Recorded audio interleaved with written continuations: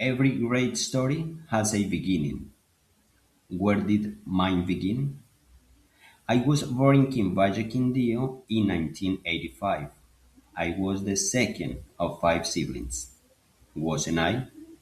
I stayed in that city for almost 3 months until my mother decided to move to Villavicencio, where I grew up and spent most of my life. My mother moved to another city with a small baby. Yes, she did. She wanted to give us better opportunities and a safer future. My childhood was simple but happy. We did not have many luxuries, but we always had food on the table, a place to sleep, and access to education.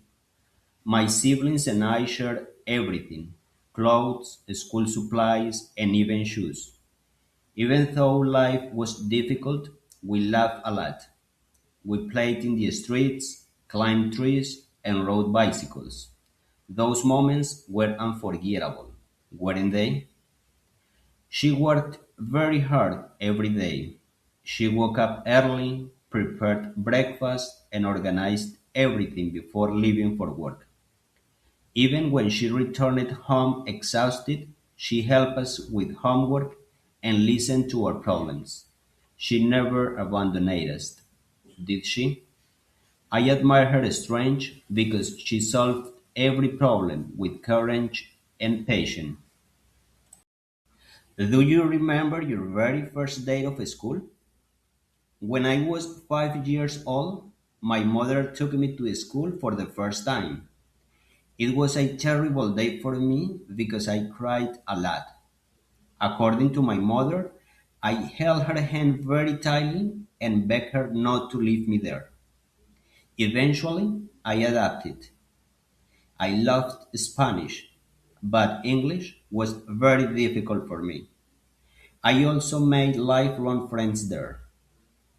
And outside of school, how did the family spend time?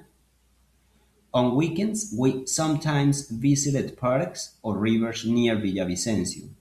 We prepared food together, listened to music, and spent hours talking and laughing.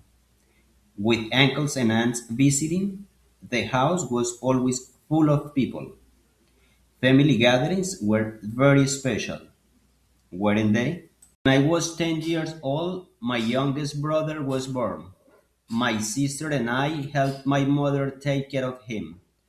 I learned how to prepare bottles, change diapers, and count the baby when he cried. You took care of children at such a young age? How surprising. It made me responsible and mature, which I needed for what came next. One of the most painful moments in my life happened when my father passed away. My younger brother was only 1 year, 1 month, and 1 day old. That tragedy affected all of us deeply. My father passed away when we were still children. How sad. After his death, life became even more difficult. My mother had to raise five children alone. We felt scared and uncertain, but she never allowed us to lose hope.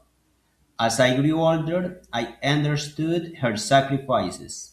Sometimes she skipped meals so we could eat better. She worked extra hours and rarely bought things for herself. She sacrificed so much for her children, didn't she? Because of her, all of us finished school. When I was a teenager, I started helping economically at home. During vacations, I did small jobs to earn money. I learned the value of responsibility and hard work very early. My mother always taught us to respect others, stay humble, and never give up. And how is she doing nowadays?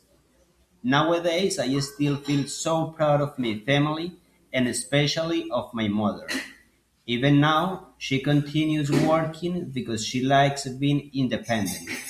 We always told her that she deserved to rest, didn't we?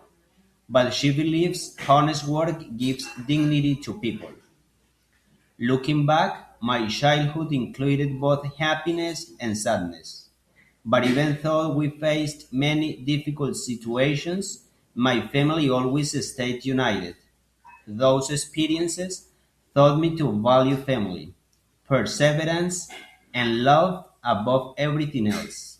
In the end, those difficult years made me stronger, didn't they?